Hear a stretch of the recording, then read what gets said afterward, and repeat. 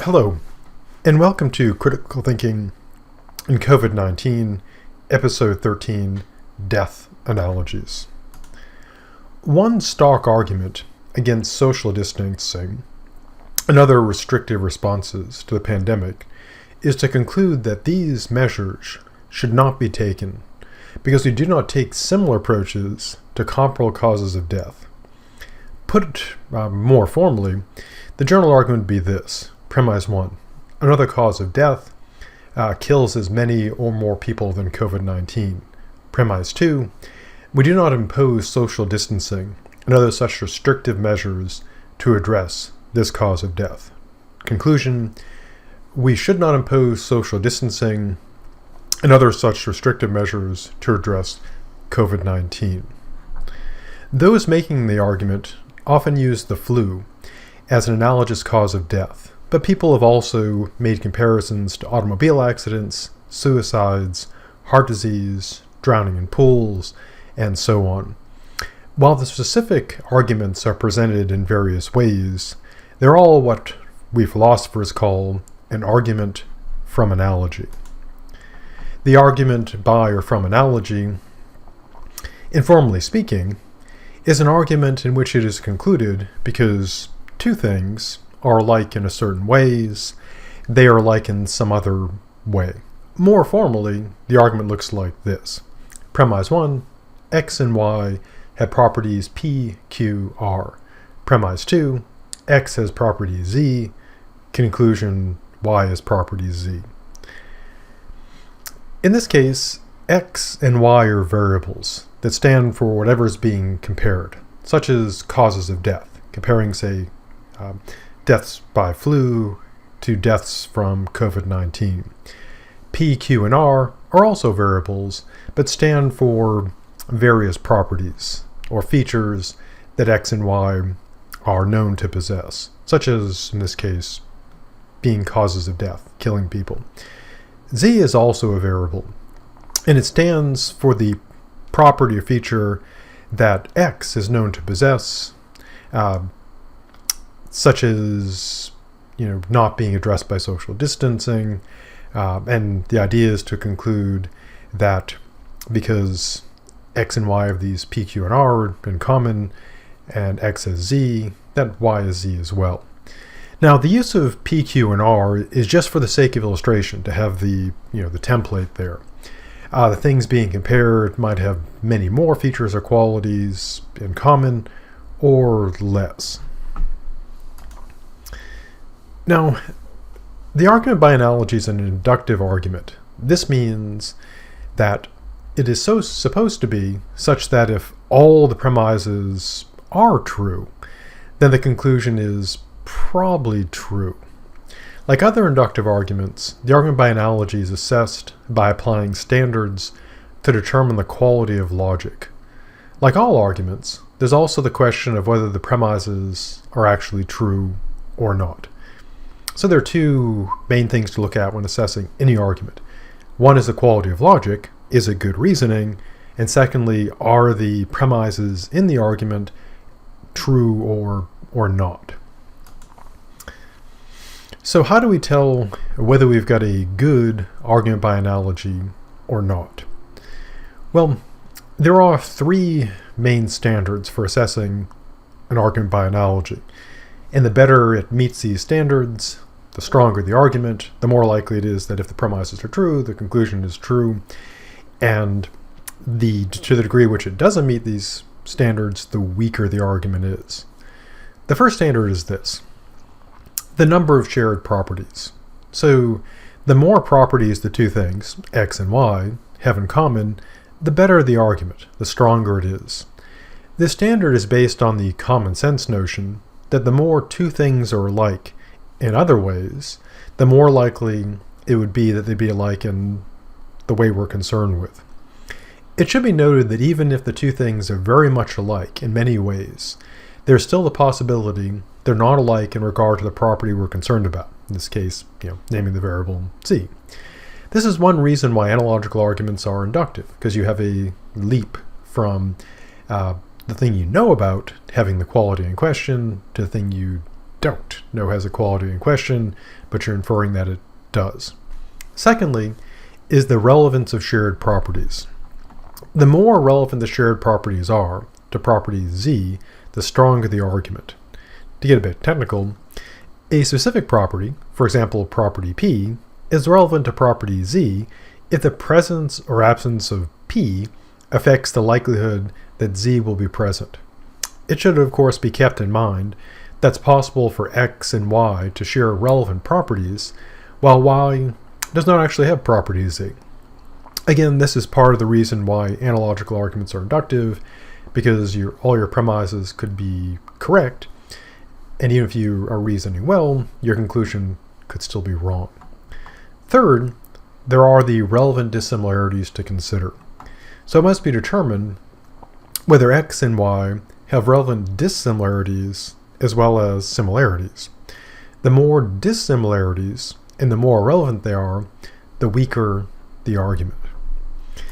Now, if you find like all this talk of X's and Y's and, PQs and R's to be, dull or difficult to sort of follow because of all the PQs and X's and stuff, here's the short version. Essentially, it comes down to this. When you're making an argument by analogy, the more alike the two things are in relevant ways, the stronger the argument. The more the two things are different in relevant ways, the weaker the argument. So why give all that other stuff? Well, those are the more formal standards, the three things you look at. But again, it basically comes down to kind of the intuitive view. The more alike they are, the better. Less alike, the worse. So, using these standards, let's consider the causes of death analogies. Now, one thing that all causes of death do have in common is that they are causes of death. This is true of everything that kills people, from swimming pools to the flu to COVID-19. Obviously, different causes of death will be more or less similar to COVID-19 deaths, and a full consideration would require grinding through every single argument to see if it holds up. But in the interest of time, I'll consider two main categories of causes of death that should encompass most, if not all, causes of death. One category of causes of death consists of those that cannot be addressed or countered by social distancing and the other science-based approaches to COVID-19.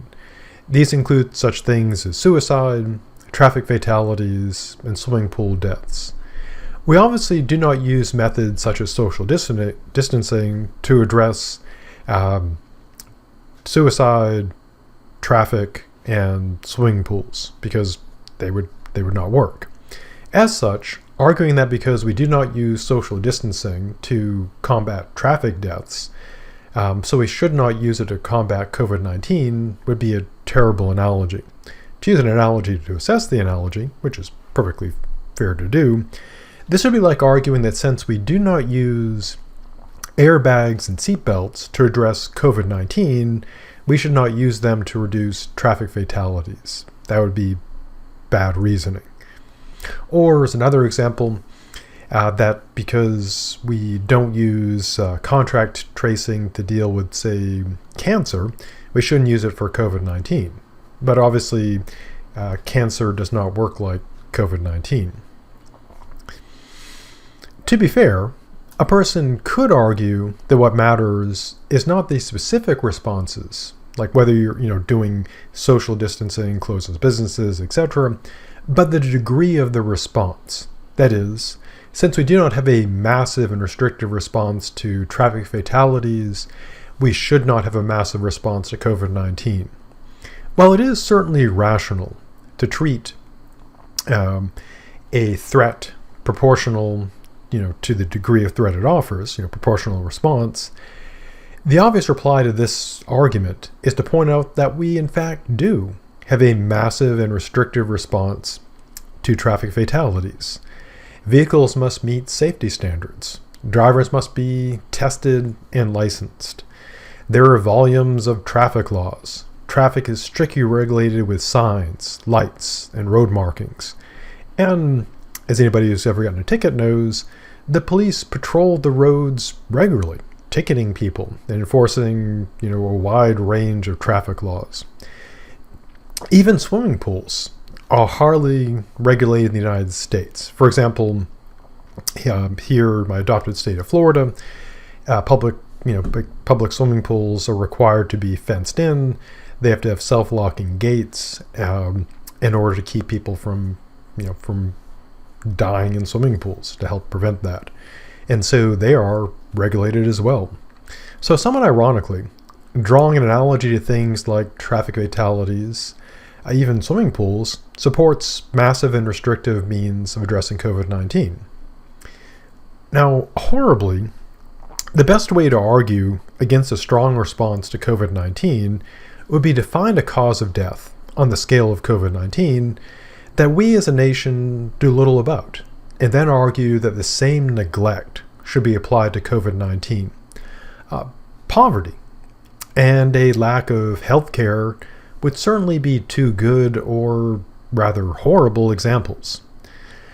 Now, the risk of using such a tactic, saying, we allow people to die due to poverty, we allow people to die due to lack of proper health care, so we should do the same for COVID-19, is that people might hear those arguments and conclude not that we should be negligent about COVID-19, but that we should have a massive response to these other causes of death. They might say, yeah, you're right. We let people die from poverty and lack of health care, all the time. We really need to do something about that.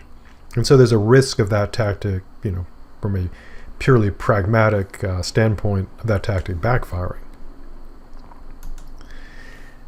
Now, the second category of deaths consists of those that could be addressed using the same methods used to address COVID-19.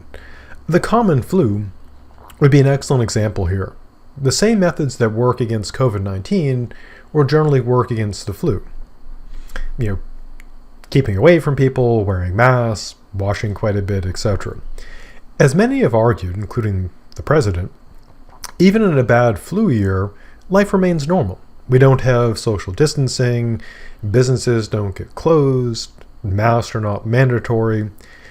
Now, while this analogy seems quite appealing, it falls apart quickly because of the relevant differences between COVID-19 and the common flu.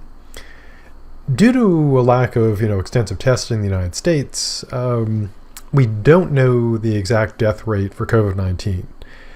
The best available estimate is that it kills somewhere between 1 and 4% of those who are infected, which is quite a range. Now, there's quite a bit of variation between various groups based on age, access to health care, underlying health conditions, etc. And so there's a large range depending on whether you're looking at just the average for the whole population or whether you're looking at particular groups within the population. Now, in contrast, the flu has a mortality rate well below 0.1%. It's, extremely low. Now, it still kills too many people, many of them obviously needlessly and could have been prevented, but it's vastly less dangerous than COVID-19, as far as we know. Again, since we don't have as widespread testing as we need, we still don't know the exact lethality of COVID. Now, because of the difference in lethality, as far as we understand it now, it makes sense to have a more restrictive and extensive response to something that is far more dangerous. Now also, we do take measures against the flu. People are urged to take precautions against it, to wash their hands, to not shake hands, to avoid, coughing on people. And even during normal flu season, there are people who do wear masks. We also, rather, critically, we have vaccines against the flu. They're not, as anyone who's familiar with the flu vaccine knows, they're not 100% effective, but they are, can be effective depending on the flu strain that year. Again, they're not perfect, but we do take a lot of precautions against the flu. So, If COVID-19's threat level, its lethality, drops down to the seasonal flu level, then it would make sense to apply similar levels of response. Likewise, if a dangerous strain of the flu emerges again, comparable to the one that emerged in 1918, then it would make sense to step up our restrictions in regards to the flu. So in the case of the flu, the reason why we have lower restrictions is because it's less lethal. If the flu was, at COVID levels or 1918 levels, then having a much stronger response would be rational. In closing, this discussion does lead to a matter of ethics and public policy. As those who make the death analogies note, we do collectively tolerate a certain number of preventable deaths every year. We allow a certain number of people to die in automobile fatalities, traffic fatalities, so that we might have cars. Those would, of course, be preventable. To use an extreme example that no one would accept, or almost no one would accept, no cars, no car fatalities. We also accept that people die in swimming pools. Very few people each year, but people do die. If we got rid of all, open pools, no pool deaths. But we tolerate those deaths for swimming pools. We tolerate deaths for many things because we want to have them. So, this requires seriously addressing the issue of what is the morally acceptable number of deaths from COVID-19 and match our response to that judgment. And again, this is nothing unusual. We collectively make this judgment about all the preventable deaths that can kill us. We are willing to accept, perhaps wrongly, these deaths. And COVID-19 is another cause of death to, as people make these analogies, to consider with the same, rational assessment one would hope. Now, whenever making this judgment, we should never forget that we, you and I, might be among the deaths that are tolerated. In this case, we wouldn't be tolerating someone else's death so we could go get our hair cut or, be able to drive around conveniently.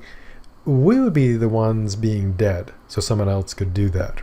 And again, people generally don't think in those terms like, hey, that could be me dying or someone I care about. But we should always consider that when making our judgments, that we could die too. Now, of course, we shouldn't be selfish about this and just say, well, we shouldn't tolerate any risk because it could be me. But it's worth considering that you and I could be the ones to die. But in any case, stay safe, and I will see you in the future.